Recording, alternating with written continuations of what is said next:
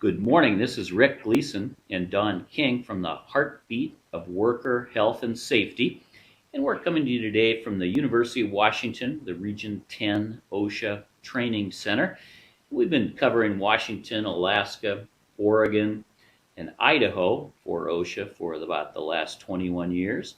But today we have a special guest, Don. Can you tell us a little bit about our guest today? Yes, I am very happy to introduce a gentleman that I met for the first time at the Governor's Conference in Tacoma last year, and was also able to sit in one of his sessions, which was really, really inspiring. When you meet Dan Miller, and when you talk to Dan Miller, I think what you're going to pick up on right away is that he has extreme passion for what he does.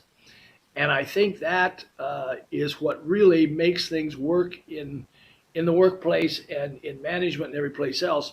But Dan has been out working for over 40 years in organizations, talking about personnel and organizational transformation. One thing that a lot of people won't know about Dan, because he won't necessarily tell you that, but he's also a wilderness rescue volunteer for the last 35 years. He's been in human resources, he's been a safety director, he's done a lot of manager training and development and consulting, and about 18 years ago he hung out his shingle, Dan Miller and Associates. So with that being said, let's not waste any more time here and get Dan to say a few words to us this morning. Dan, good morning. Thank you, Don. Thank you, Rick. I appreciate the opportunity to be on this interview. I guess the focus I would like to have in this conversation would be towards supervisors, managers, safety committee members, and general safety professionals. That's not to say in any way that peer-to-peer feedback, in my estimation, experience, is still where the greatest opportunities for building safety relationships and real-time feedback exist. But for purposes of this conversation, we will focus on what I will refer to as the leadership group that has functional roles directly to safety. Is that something that would interest you, Don and Rick? Well, it certainly is, Dan.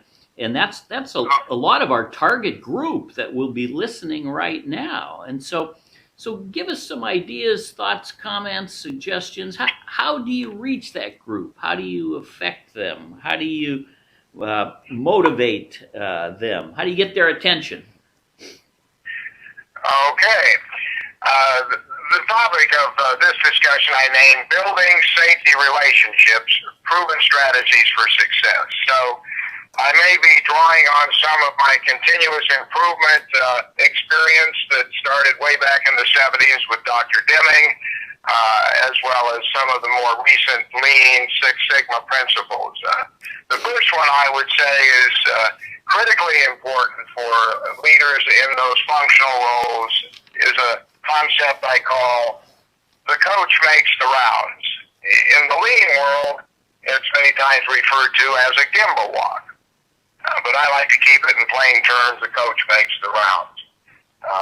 And what that really involves is, first of all, connecting personally with the individual that you're speaking with. Hopefully it's a more predictable process where folks know that the supervisor, manager, safety committee member is going to be out on the floor talking with folks, looking at the target conditions of safety practices, making observations around what's being performed, and then having intentional discussions around if there are gaps, are people aware that there are barriers, and how do we close that gap by experimenting on closing and solving some of the barriers.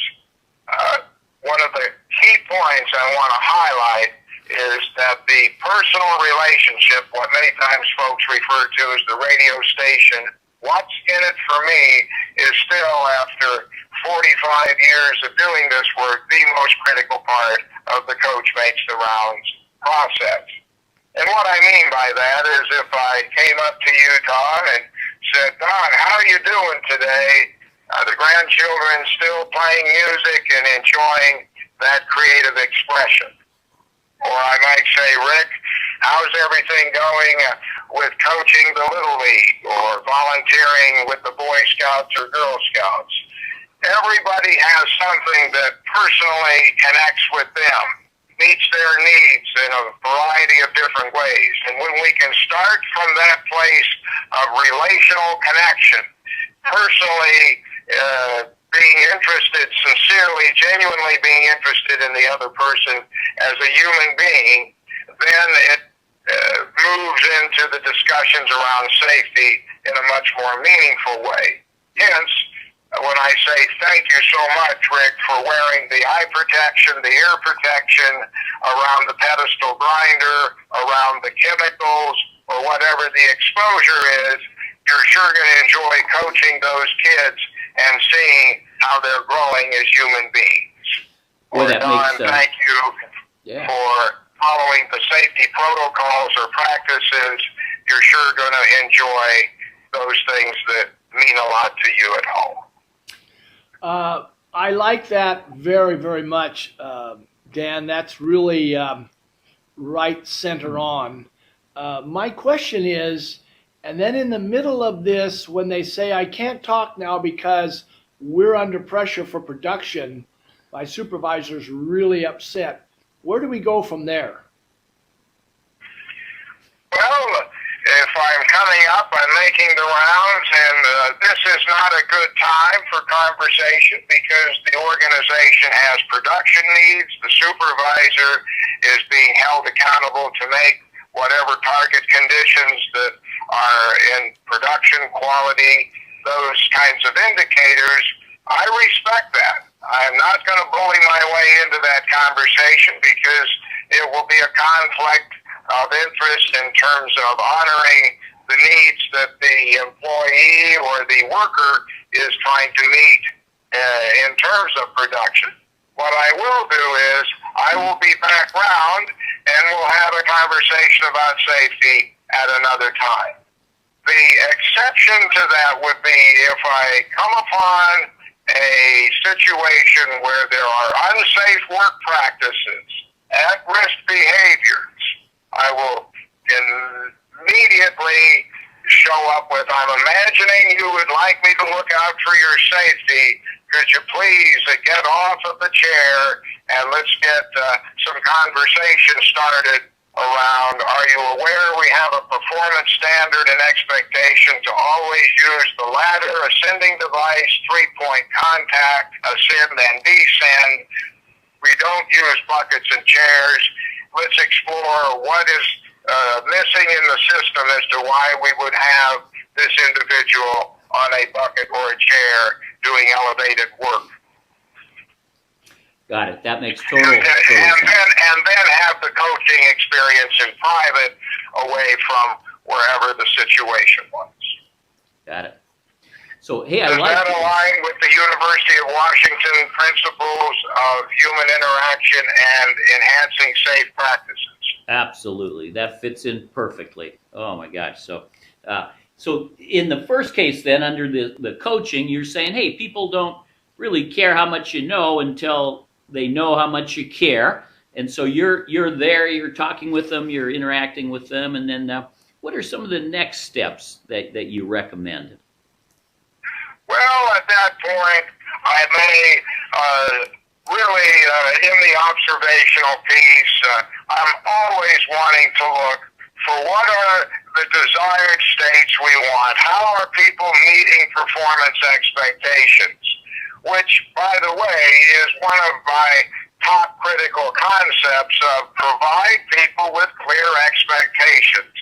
If you want the kid to go out and use the weed eater, make very clear, I expect eye protection with side shields. We have ear protection because of dB exposure. I need long pants, closed-toed shoes, and things of that nature. I'm not just going to say, go out, use the weed eater, be safe, wear the gear. I'm going to be explicitly clear in behavioral terms of what I want to see, what I want to hear, and what I'm going to measure when we come back for some observation. So hopefully, in best case scenario, I am drawing towards those positive behaviors, those desired performances that are meeting target condition, and give specific behavioral feedback about what the performer is doing that we want to continue. One keynote about human motivation, it is statistically proven, whether it's an Aubrey Daniels performance feedback model or Maslow's model of motivation, positive, sincere, behavior-based feedback is still the most powerful motivator that human beings can connect when delivered in genuine and sincere ways. Interesting, that hasn't changed over the years. Well, when you get into the field of neuroscience, there is something powerful that shifts in the brain and really enhances the human connection when positive feedback that's not suck 'em up, funky monkey or brown nose based kind of stuff, but really performance-based feedback. And if you really want to juice it up, let the person know what needs are being met in your own self by observing this desired behavior. An example might be to my oldest boy, Scotty. I really appreciate the way that you're wearing the eye protection, the ear protection, you got all of the boots and pants on, and you're modeling for your brothers and sisters as well as neighbors the safe practices of using this tool, and at the same time, you're sure going to enjoy when you go and play basketball with your buddies because your eyesight will be fully intact. And I know how much you love to play basketball with your buddies. Very good. That's perfect. Yeah. So another one to throw at you, Dan.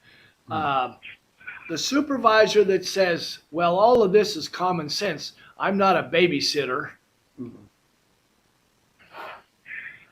Well, first of all, I don't know of any DNA, RNA helix that comes in the genetic codon that really refers to people have developmentally born some competencies in the prefrontal cortex about making choices. Is this safe? Is this not safe? These are what we will refer to as neural pathways that are developed from birth on, some in the limbic system, some in the prefrontal cortex, right, left brain.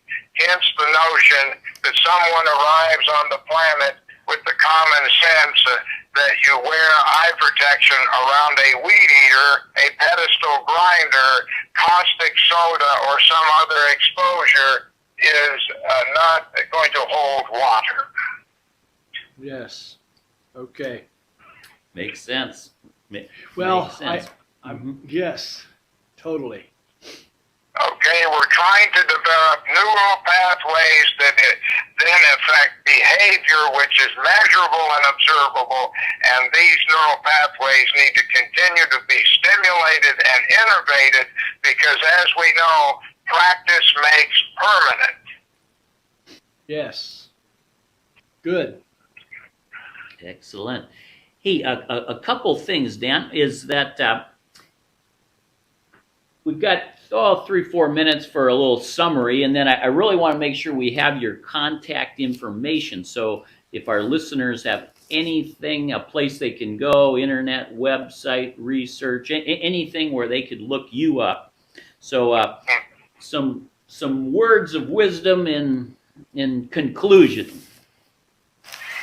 Well, in conclusion, I would say that ownership would be one of the most powerful things any leader can do when you're in the relationship business of safety, and safety is the relationship business. It's not about codes and standards.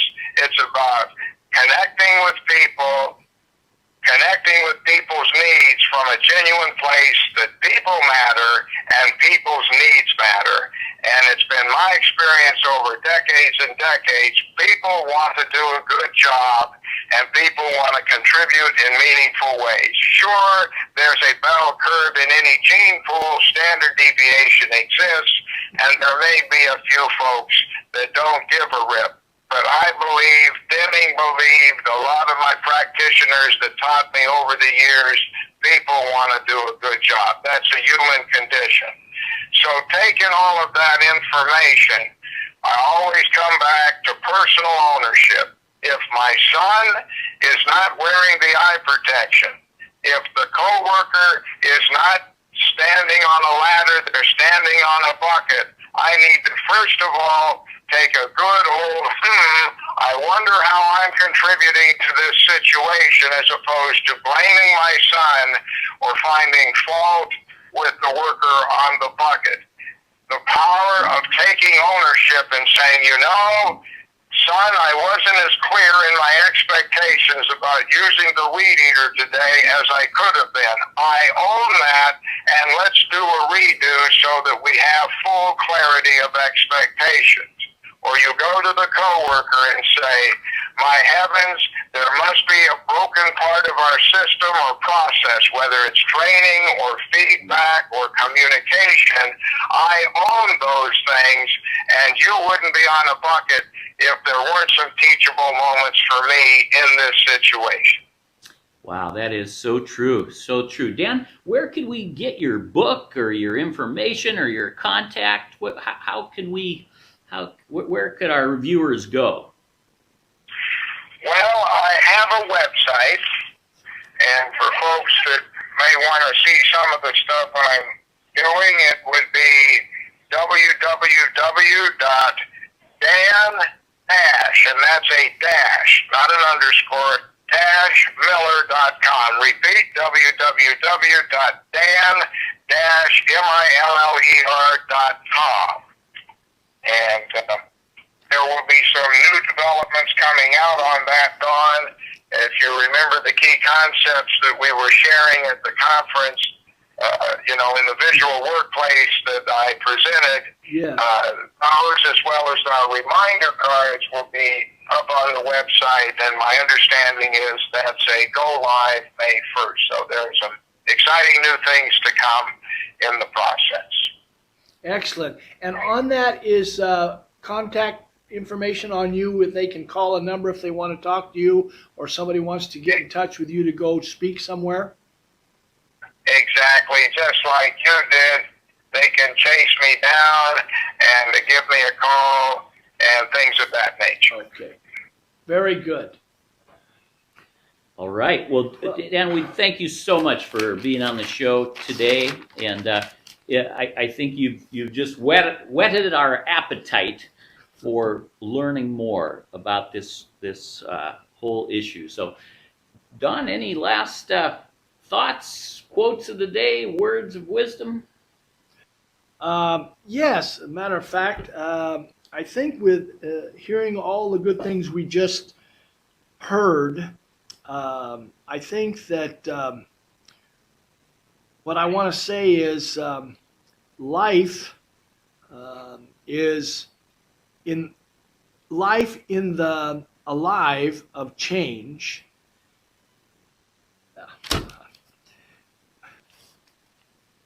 I've got this. Well, Don, I'll let you get that set. And I just wanted to let our listeners know that we're coming to you from the heartbeat of worker health and safety from the University of Washington. And our guest today has been Dan Miller. And you can get his information at dan-miller.com, www.dan-miller.com. So last thoughts or comments, Don? Life is 10% of what happened to me and 90% of how I reacted to what happened. I like it. So thanks again for our listeners, and to everybody, we say aloha. Joe.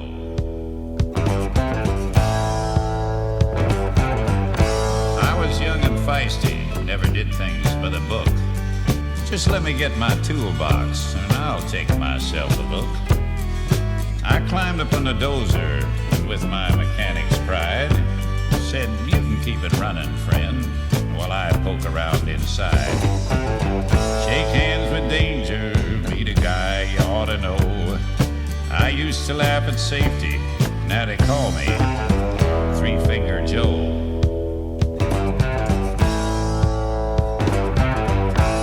Though I learned a lesson, I forgot it soon enough. The nicks and burns and scratches showed the young ones I was tough. Till another morning, I was grinding on some steel. My other hand got careless and fed my skin into the wheel. Shake hands with danger, step right up and say hello. Grinding wheels and metal are what made me Three-Finger Joe.